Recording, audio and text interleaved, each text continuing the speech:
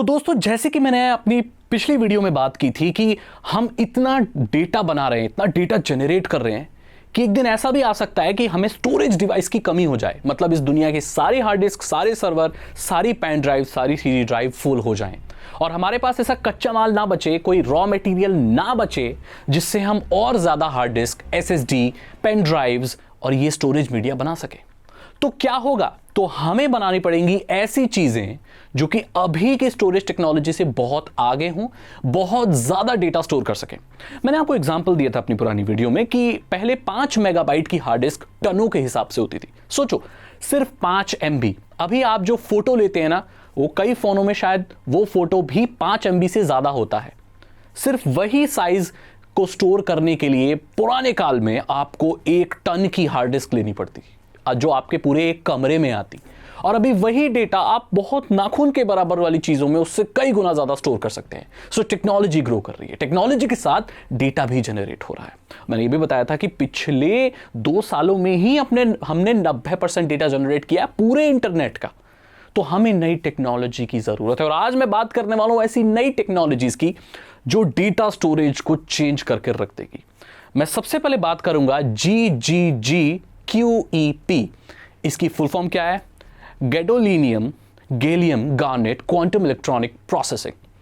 ये एक सिंथेटिक या कह सकते हो आर्टिफिशियल क्रिस्टल है जिसकी डेंसिटी लगभग टोपैज जैसी है। दिखने में हीरे जैसी चीज होती है ये। और मैं आपको बता दूं, ये सिद्ध नहीं हुई है कि ये यूज होती है। लेजेंड्स हैं, अर्बन लेजेंड्स हैं और पता नहीं कहां कहां की कहावतें आई हैं, लोग इसके बारे में बात करते हैं और लोग मानते हैं कि ऐसा क्रिस्टल है जिसमें एक्साबाइट्स ऑफ डेटा स्टोर किया जा सकता है। हालांकि इसका कोई प्रैक्टिकल एप्लीकेशन अभी आया नहीं है, ऐसी कोई चीज बनी नहीं है, लेकिन लोग मानते हैं कि ऐसे लोग हैं जो अभी GGGQEP का इस्तेमाल कर रहे हैं। इसके बारे में ज्यादातर टेक चैनल्स बात नहीं करते। ये है क्या? ये एक तरह का क्रिस्टल है जिसकी डेंसिटी बहुत ज्यादा है और इसमें इतनी कैपेबिलिटी, एक 5 सेंटीमीटर इतना बड़ा क्रिस्टल इस पूरे दुनिया के इंटरनेट को 11 बार स्टोर कर सकता है। Can you imagine? मतलब अभी हमारे इंटरनेट का जितना भी डेटा है एक्साबाइट्स में, आपने एक्साबाइट भी नहीं सुना होगा, because 1 exabyte is equal to around 1 billion terabytes. So हमारा जो पूरा इंटरनेट है उसको माना जाता है लगभग 700 एक्साबाइट के आसपास है। हालांकि इसका कोई पुष्टि नहीं है, लेकिन बहुत ज्यादा है। तो अगर कंपेयर करें तो इतना सा क्रिस्टल, GGGQEP का ये पूरा जो क्रिस्टल है, इतना सा, वो 11 हमारे जैसे 11 इंटरनेट को स्टोर कर सकता है। ये काम कैसे करता है? इसमें बहुत माइक्रो लेजर से इंग्रेविंग होती है और उस पर फिर डेटा राइट किया जाता है। ध्यान दें कि इस क्रिस्टल पे डेटा एक बार ही राइट किया जा सकता है, उसको इरेज नहीं किया जा सकता। राइट करने के बाद उसे रीड आप कितनी बार भी कर सकते हो, लेकिन ऐसा नहीं कर सकते कि एक बार लिख दिया फिर मिटा दिया फिर उसी पे दोबारा कर दिया जैसे आप हार्ड डिस्क में करते हो। ऐसा नहीं हो सकता। ये काम करता है एक सीडी की तरह। जैसे सीडी में एक बार डेटा राइट कर दिया, उसको आप इरेज नहीं कर सकते। नॉर्मल सीडी, मैं रीराइटेबल डिस्क के बारे में बात नहीं कर रहा हूं। सो क्योंकि वो क्रिस्टल है, वहां पर एक बार डेटा डाल दिया, इनग्रेव कर दिया और बाइनरीज की फॉर्म में कन्वर्ट करके डाल दिया, बाद में उसे पढ़ सकते हो कितनी बार। सो दैट मींस ऐसा कंप्यूटर बनाया जा सकता है कि हम अपने पूरे इंटरनेट को एक क्रिस्टल में स्टोर करके रख दें और इलेक्ट्रॉन्स जितने तेजी से फ्लो होते हैं उसी तेजी से बस एक बटन दबाने की देर है और आप इंटरनेट की सारी इंफॉर्मेशन अपने कंप्यूटर पे बिना कनेक्टिविटी के हासिल कर सकते हैं। एक ऐसा कंप्यूटर बनाया जा सकता है जिसमें आप पूरे इंटरनेट को डाउनलोड कर सकते हैं। Can you imagine? तो अगर ये सच है, GGGQEP अगर सच हो गया और अगर ये क्वांटम कंप्यूटर्स के साथ मिल गया, तो दोस्त ऐसा कंप्यूटर बन सकता है जिसके बारे में आप सोच भी नहीं सकते। और लोगों का मानना है कि ये कंप्यूटर ऑलरेडी एग्जिस्ट करता है। इसमें परेशानी काफी सारी है क्योंकि ये क्रिस्टल स्टोरेज मीडिया है, तो इसमें अगर डेंट्स लगेंगे या कुछ भी होगा तो सारा डेटा लॉस्ट हो जाएगा। इस टेक्नोलॉजी के ऊपर ज्यादा काम नहीं हुआ है क्योंकि सबसे पहला काम होना है क्वांटम कंप्यूटर्स के ऊपर और बाद में हम स्टोरेज मीडिया की बात करेंगे। अब इसी से हम आगे बढ़ते हैं। जो अगला जो फ्यूचर का जो स्टोरेज होने वाला है वो है DNA स्टोरेज। और इसके साथ भी परेशानी है, इसलिए ये मेन मार्केट में नहीं आ पाया। क्या परेशानी है? आपको पता है कि हमारे शरीर में DNA होता है, डीऑक्सराइबोन्यूक्लिक एसिड। इसके अंदर हमारे ट्रेट्स, हमारी बॉडी की बहुत सारी जानकारियां स्टोर होती हैं। आपको पता है ऐसा क्यों होता है कि एक जो पिता है उसका बेटा लगभग उसके जैसा ही दिखता है? सो दैट मीन्स कोई डेटा तो है जो जा रहा है, राइट? हमारे शरीर का क्या स्ट्रक्चर है, हमारे क्या ट्रेट्स हैं, ये हमारे DNA में बनाते हैं। DNA इंजीनियरिंग भी होती है, जेनेटिक इंजीनियरिंग भी होती है। सो DNA इंफॉर्मेशन कैरी करता है, राइट? अब इंफॉर्मेशन कैरी करता है, इंफॉर्मेशन क्या है? डेटा। हमारी नाक ऐसी है, हमारी आंख ब्लू, हमारी आंखों का कलर ब्लू है, हमारे हाथ ऐसे हैं, पैर ऐसे हैं, तो ये एक डेटा है, ट्रेट्स है, राइट? और ये डीएनए में स्टोर हो रहे हैं। सो दैट मीन्स डीएनए के पास ये कैपेबिलिटी है कि वो डेटा स्टोर कर सकता है। हाँ, डेटा स्टोर कर सकता है, लेकिन बाइनरी फॉर्म में नहीं कर सकता।